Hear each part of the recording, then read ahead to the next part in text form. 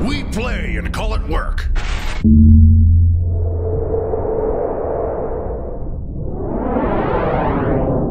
Hey folks, Janene from MiniWarGaming here with another how-to video for ya. In this video, we want to do another step on this Slaughterpriest model, and we are going to paint the armor trim on all of the armor plates and some of the other details that we want to have be a complementary metallic color. As always, if you have suggestions for something you'd like to see in a future how-to video, please leave them down below in the comments.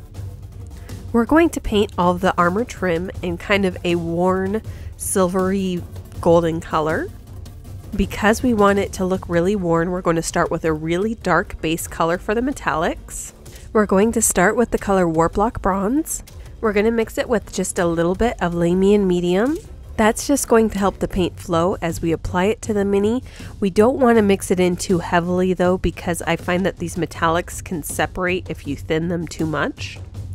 And we're just painting this color all over all the armor trim. We want to make sure that we do a thin layer and then go back with a second layer if there's anywhere where the color's not completely opaque. And we just want to catch all of the sculpted trim on the leg plates, on the shoulder armor. There's also a little bit of the mace that we're going to paint as well, and all of these dangling spikes from the belt. Basically just anywhere we want to be a contrasting metallic color. Now that we have a really dark base coat, we're going to start to brighten it up. Our first color is going to be Brass Scorpion. Again, I've mixed this with a little bit of Lamian Medium, and I want to do that with all my colors just to help them flow onto the model a little bit more naturally. This color is a lot lighter than the Warplock color. So we're going to begin just by blocking out where we want it to be applied. We don't want this to go over everything. We want that dark metallic to still be present on the model, so we're going to be catching just a few areas. For example, the spikes on the belt. We're going to be catching the lower edge where the arrow kind of tapers down, and we're going to leave the top a little bit darker. As we switch over to the trim on the leg plates, we're going to catch some of the corners that are in the most light and leave some of the darker areas that really dark color. And we kind of want to focus on two main areas. We want to focus on areas that would be in the most light if the sun were shining directly down.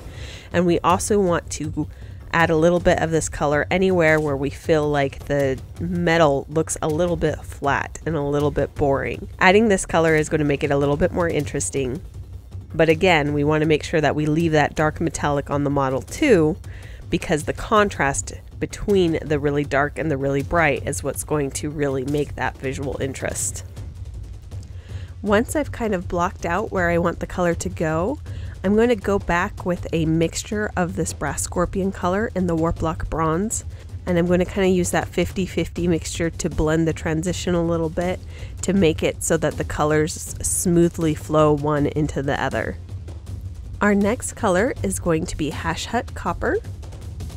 This color is a little bit closer to the Brass Scorpion, so the two are going to layer on top of each other a little bit more subtly. So we don't need to worry about blending as much as we did with our previous two colors. And with this Hash Hut Copper color, we're going to continue to push the light towards the areas that we've already picked out as being our brightest points.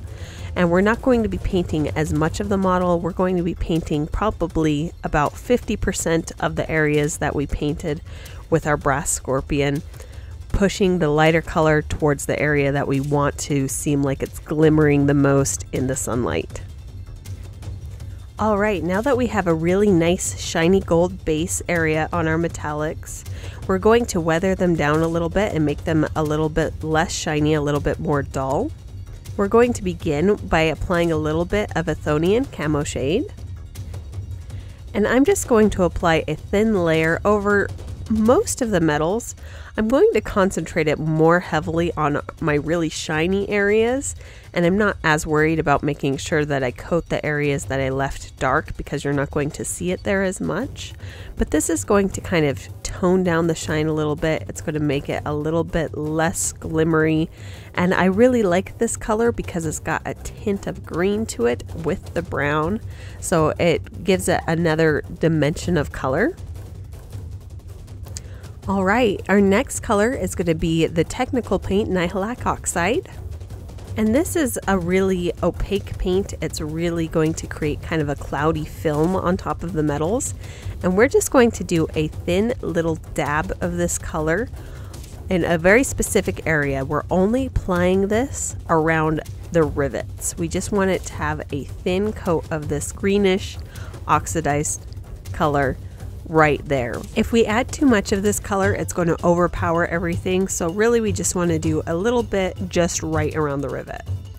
Now that we have those weathering elements on top, we're going to highlight a couple more times, but this time we're going to use some kind of more silvery colors. Our first one's going to be Sycorax Bronze.